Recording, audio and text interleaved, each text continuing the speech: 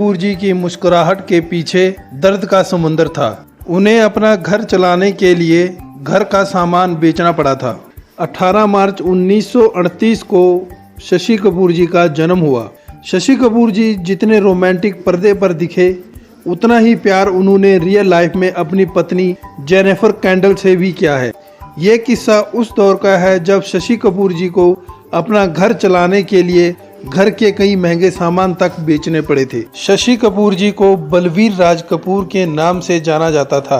सिनेमाई पर्दे पर जिस खूबसूरती से उन्होंने अपना रोमांटिक किरदार जिया, उतनी ही खूबसूरत उनकी लाइफ लव स्टोरी भी रही थी। बॉलीवुड को शुरू करने वाले महानायक पृथ्वीराज कपूर के बेटे शशि कपूर को खुद से 5 साल बड़ी एक्ट्रेस जेनिफर कैंडल से प्यार हुआ।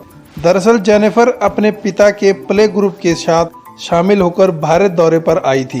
बताया जाता है कि जेनिफर के ग्रुप के प्ले का नंबर पृथ्वी थिएटर के बाद आता था। वो शशि कपूर का प्ले पहली रो में बैठकर देखा करती थी। इसी दौरान शशि कपूर का जेनिफर पर दिल आ गया। शशि कपूर और जेनिफर ने साल 1958 में शादी रचाई थी और 1 साल बाद उन्हें बेटा कुणाल हो गया था। तब उन्होंने बतौर लीड हीरो अपना कैरियर शुरू नहीं किया था। एक बार पृथ्वी थिएटर में काम करने वाली अजरा मुमताज ने उनसे कुछ ऐसा कहा कि वो सोचने पर मजबूर हो गई।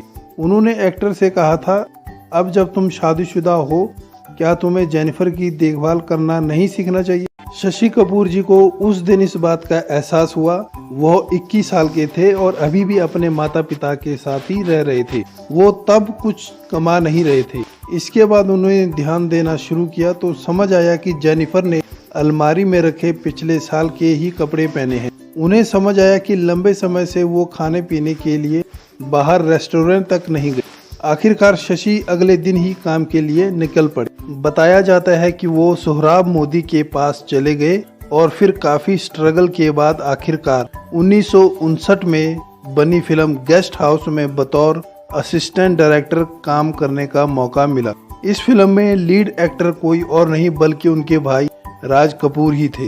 काम मिलने के कुछ समय बाद ही उनके कैरियर में काफी डाउनफॉल भी आ गया। प्रेम पत्र, 4 दीवारी, मेहंदी लगी मेरे हाथ जैसी कुछ फिल्में करने के बाद कहते हैं कि वो रोमांटिक हीरो के रूप में इस कदर टाइप कास्टर हो गए कि धीरे धीरे उन्हें काम मिलना ही बंद हो गया। रिपोर्ट्स के अनुसार उस वक्त परिवार चलाने के लिए और किल्लत से उबरने के लिए शशि जी को अपनी स्पोर्ट्स कार तक बेचनी पड़ी। तब शशि के साथ कोई एक्ट्रेस काम नहीं करना चाहती थी और फिर उन बुरे वक्त में नंदा अपने दोस्त यानी शशि की मदद के लिए आगे आई।